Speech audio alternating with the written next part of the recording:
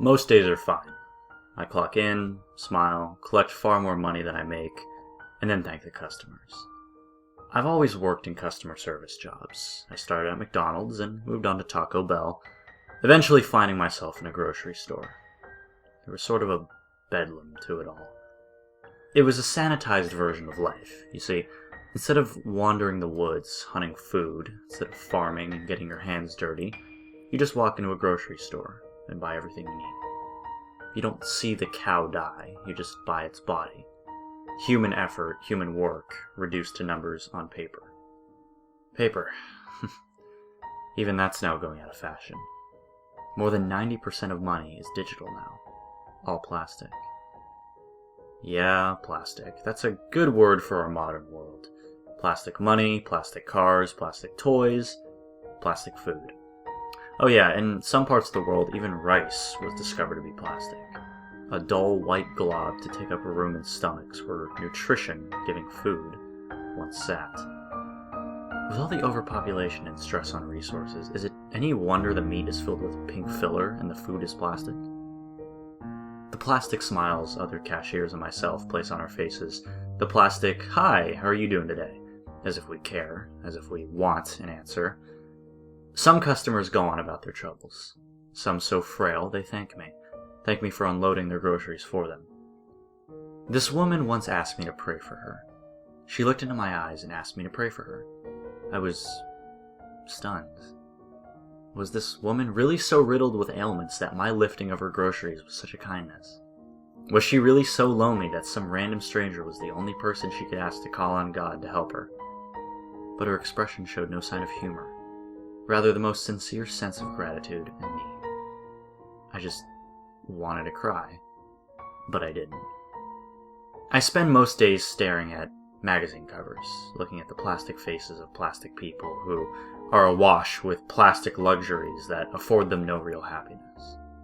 Bound to my post by my plastic debt that hangs around my neck like a noose, all because I tried and failed to get my plastic degree, from a plastic school to get more money to spare me this plastic life. Only everyone's getting these plastic degrees now. They often end up at plastic jobs, too. Some that pay more and some that pay less. I once worked for a manager with 2 college degrees, managing a subway. I stare at the tabloids and look at plastic politicians who got elected with plastic lies that spewed from plastic TVs. Men and women who have mostly never seen war, now leading multiple wars. War itself is plastic now, isn't it? Nintendo warfare that allows people to kill others without seeing their faces. Death with a push of a button. Well, for now at least. More and more it's done by drones, actually. Currently, a human still needs to decide to give a kill order for an American drone. But from my understanding, there are already automated turrets on the Korean border that decide for themselves. I hear we're getting automated cash registers soon. Oh good, now my job will be to oversee plastic machines that will work for me. Well, not really for me. The company will keep big lanes open for now. In China, there are already noodle chopping robots, so I assume someday even the big lanes will be at risk. Well, I go home to sit in front of my plastic laptop and plastic TV. I go on Facebook to read about the lives other people lead. They get together, they break up, then bitch about how cheated they feel. So many plastic relationships. Some people are genuine. I like them most. I watch fights on True TV and YouTube. There's something honest about fights, something real. They don't even have to be about anything, really. A lot of them aren't about anything at all. But after a plastic day, it's refreshing in some odd way to see 2 people just beat the crap out of each other. Because for those few brief minutes, I get to see something primal. The plastic smiles fall off. The plastic pleasantries are not spoken. There is just fists, blood, and sometimes a trip to the hospital. It's odd to me that the more poor people are, it's more that they call out for God for help. Customer after customer giving out Jesus pamphlets, Facebook post after Facebook post begging for this enigmatic ruler to care. And the faces of poverty that just stare at me when asked how they're doing, and reply that they're blessed. Really, just how blessed are you? You're on Wik, EBT, and are digging through your wallet for coins to buy food. That's when I decided to scout on the other side. I know it's not recommended, but I started experimenting with drugs and Ouija. Oh, good, wood, well, a very thin layer anyway. At least it's not plastic. It took some doing, but I eventually got it to work. It would mostly make shapes, drawing dawn portals. It almost always refused to say anything intelligible in English. I eventually put it up, but the substances that did alter my state of consciousness did bring forth something. It would appear to me in dreams, even when I wasn't on anything. It never spoke in dreams, it didn't have a face. It left a card on a white table, and its name read, Damien. I researched the name and found this. People with this name have a deep inner need for quiet, and a desire to understand and analyze the world they live in, and to learn the deeper truths. People with this name tend to be idealistic, highly imaginative, intuitive, and spiritual. They seek after spiritual truth and often find it. They tend to be visionary and may inspire others. If they fail to develop their potential, they may become dreamers or misuse power. Well, he first appeared to me in a dream. I was working back at McDonald's in this dream. For some reason, they had me deliver to a party at a church. The adults ignored me, insulted me, stared down their noses at me. After making the delivery, I made my way down to the basement. There were all these white tables where boys were playing cards. It was like some ruleless club for them. I was offered dipping tobacco, which I was trying to quit in waking life, and brought over to these tables. There they all just played card games with me. They all had faces, laughed, had fun. For the first time in my life, I felt at home. I felt welcomed. Like I was not being judged and actually belonged. The curious thing was, they were all dressed in old-time clothing, probably from the 1930s. Then this faceless figure came to me. He was clearly male, dressed in the same periodic clothing, and sat on my lap. He looked just like my friend who worked at McDonald's, who's the one I tried to date. And as an aside, I'm gay. I almost always had the problem of falling in love with straight guys. They would break my heart time and again. He said he was fine with who I was, and that he wanted to stay friends. But before I moved across the country, he quickly got distant. Eventually, he stopped talking with me altogether.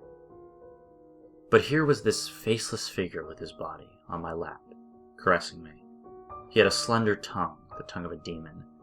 He slid it under mine, and started lapping at mine lovingly before working his way down my throat. Then in an instant, he was gone. So were the boys. The room was just abandoned, and on the table lay the card bearing his name.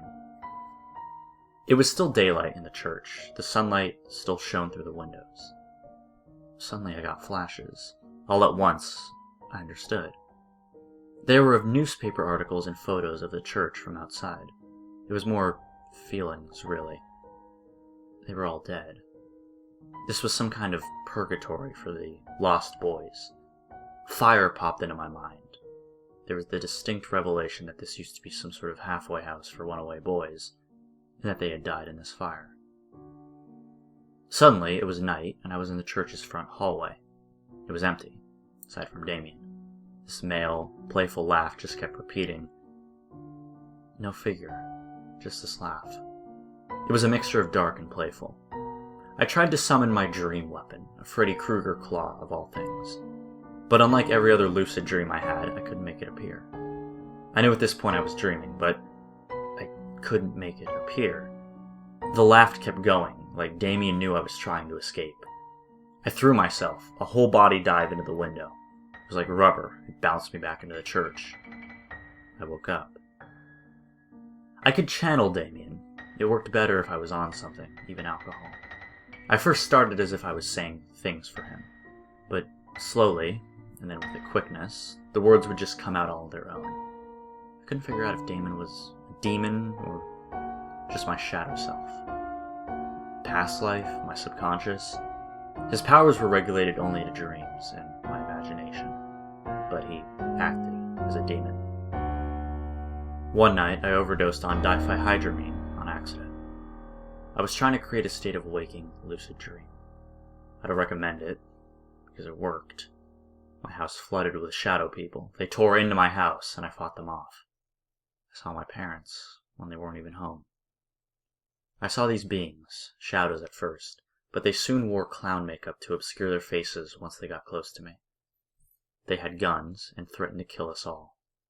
I got some phone calls off trying to call the police. My parents were one of the numbers I dialed that night. They sent the police and I was taken to emergency care. At the hospital, in a room between doctors' visits, I could see these little children. They were in hospital gowns and they would peek in. I thought I heard my parents outside the curtain and kept calling to these children to get my parents or a doctor for me. Their haunting little faces just stared me down with sadness. They didn't speak. They just watched. I later realized, long after my recovery, that they were spirits. They were curious that I could see them and felt bad for my condition, but knew that others couldn't see them and that they could not help. After some time, they would just turn and leave. I passed out for a week. In my slumber, I was trapped on a ship in Neverland, of all places. But I had no powers and was bound to this little wooden boat, or plank, or something. No Damien, just other people bound. I was told that in this state I would scream at the nurses to let me off this ship. It's been months since then. About a week ago, not on anything at all, Damien came back to me in a dream. I was at a fancy hotel with mauve wallpaper. He was in a black suit and said nothing. I felt fear run through me and knew in an instant who he was. He let me have a dagger, yellow in color, and would try to evade me stabbing at him. Some stabs hit, but didn't do anything. His face was human, but obscured by shadow. He laughed, like before. This was just some game to him, like when my cousin would pin me down when we were kids, just to prove he could. Damien was, in his way, playing with me, showing that I had no power over him. When he was through with letting me have the dagger, it would fall apart in my hand again and again. I kept reaching for it, which would give me a full one that would fall apart again. I tried putting its handle back with its blade, but it would fall apart yet again. I kept trying to wake up, screaming to wake up, but I kept waking up in that same room with Damien. I'm not Christian, but in my desperate situation I reverted back to calling on anyone that might be able to help. I screamed to God to help me. There was a white light that lit the dark room. It wasn't coming from any bulb, but glowed. For a short moment, Damien's power over me was blocked. I woke up in my bed, my arm feeling numb. I was floored. I can't help but wonder what Damien could show me, teach me about the other side. But I also fear him. I used to call him before I slept, after my first dream of him. But for half a year, he never came. I'm not sure if I'll call for him ever again.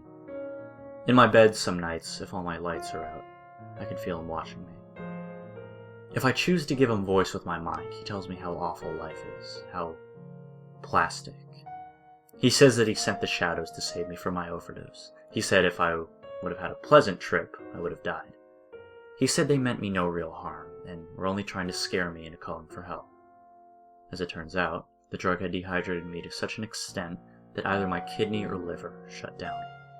I would have died there, in that house, before my parents got home from their weekend trip. Damien says he wants me to be a willing sacrifice, not an accident. That he wants me to use my dagger and pierce my own heart, to paint the walls of my room with blood, to curse the names of those that broke my heart, and to draw dawn occult symbols that he could use to reach me. He says he offers eternal youth. He says I'd be at home at last, among the lost boys that so cheerfully welcomed me that day so many months ago. That I would never have to grow old, face watching my parents die, face even more my soul-crippling debt. He says he was there the night my mother heard something call her names from the shadows while I was still within her. He says he was the shadow I talked with as a boy. He says I'm not the first he's taken interest in, claiming to have molded my interest since birth. He says he's the shadow of many stories over the years. The Nightmare, Freddy Krueger, my interest in horror. A darker tone to Peter Pan after I watched Season 3 of Once Upon a Time. Time and again an archetype in the minds of those who never wanted to grow up, never wanted to live. Why had I been the only boy to be born when my three sisters died at or before birth? A psychic once told my mother it was because they were not meant to be here on Earth at this time. And I apparently was. Well, Damien says I was. Damien says he has something special planned for my life. I still don't know what that is. The thought sometimes keeps me up at night. I do my best. Most days are fine. I clock in, I smile, collect far more money than I make, and then thank the customers. But in the corner of my mind, hidden in the shadows, is a voice of a boy that says all the things I can't. It's all the things I dream of being. He's a demon, or a demigod, or maybe just the shadow of my own psychosis, free from life eternally. He never ages, never wilts. About him always is this dark, mocking the rascality of youth.